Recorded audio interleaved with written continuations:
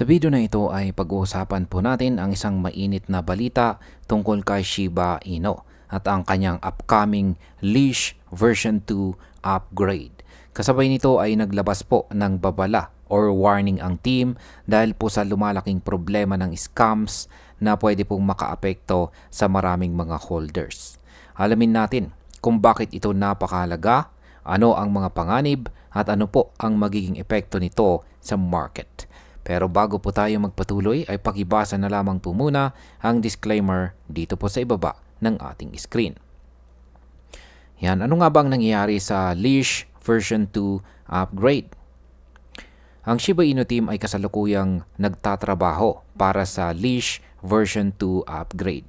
Ang isa po sa pinakamahalagang pagbabago dito ay ang pagkakaroon ng fixed supply. Ibig sabihin ay wala ng bagong leash token na pwede pong malikha or makreate sa hinaharap. Ito ay isang malaking bagay dahil makakatulong ito na mas maging sustainable si leash sa long term.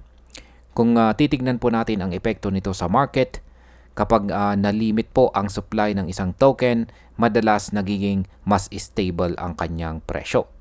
At kung tataas man ang demand habang limitado ang supply, posibleng tumaas din ang presyo nito. Ngayon ay bakit po nagbigay ng scam warning ang Shiba Inu team? Habang nagpapatuloy po ang Leash version 2 upgrade, kumalat naman ang mga fake accounts na nagpapanggap bilang official Shiba Inu channels.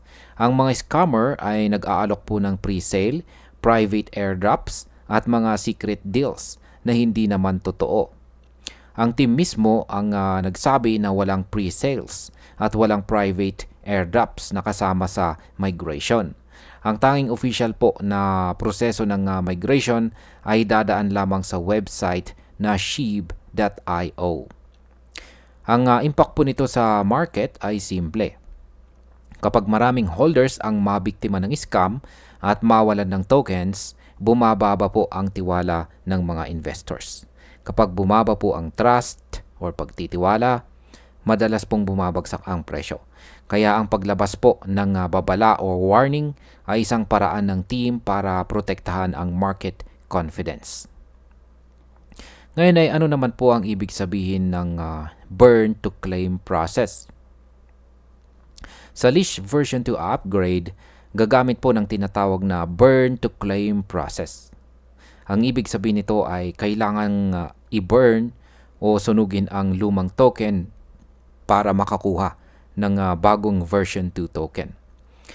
Kapag ganito po ang proseso, mas nagiging transparent at fair ang migration. Kapag fair ang sistema, mas nagiging kampante ang mga holders kaya pwedeng magkaroon ng positive effect sa presyo. Ano naman po ang ginagawa ng Shiba Inu team para sa security? Upang masiguro na magiging ligtas ang Leash version 2 or V2, kumuha po sila ng external auditor na riripaso sa smart contract bago po ito i-release. Nagplano rin sila ng public testnet at bug bounty program. Sa madaling salita, binibigyan po nila ng pagkakataon ang community na i-test ang system at i-report kung may problema. Ang epekto po nito ay napakalaga. Kapag nakita po ng market na seryoso ang team sa security, tumataas ang tiwala ng mga investors. At kapag mataas po ang tiwala, mas malakas din ang demand sa token. Ano naman po ang kalagayan ng trading activity ni Shiba Inu? Kahit may mga scams at price struggles, nananatiling active ang trading ni Shiba Inu. Nitong nakaraang Sunday, mahigit 3 trillion SHIB tokens po ang na-trade.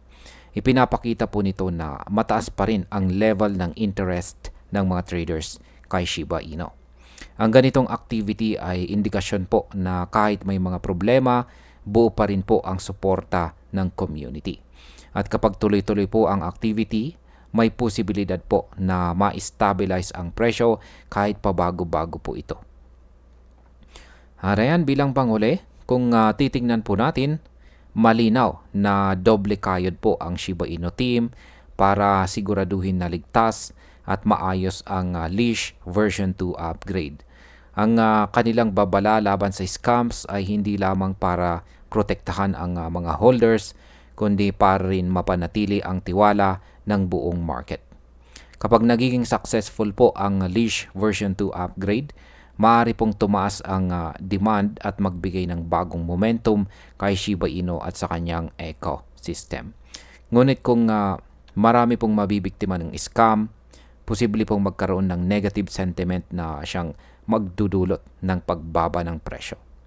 Sa kabuuan, ang pinakamahalagang gawin po natin bilang mga holders ay manatiling maingat at lagi po tayong dumaan lamang sa mga official channels ng Shiba Inu. Dahil sa mundo ng crypto, ang pagiging alerto ay kasing halaga ng mismong investment. At ayan, hanggang dito na lamang po tayo sa video na ito mga ka-crypto. Marami pong salamat sa panonood. Ingat po tayo lagi at God bless po sa ating lahat.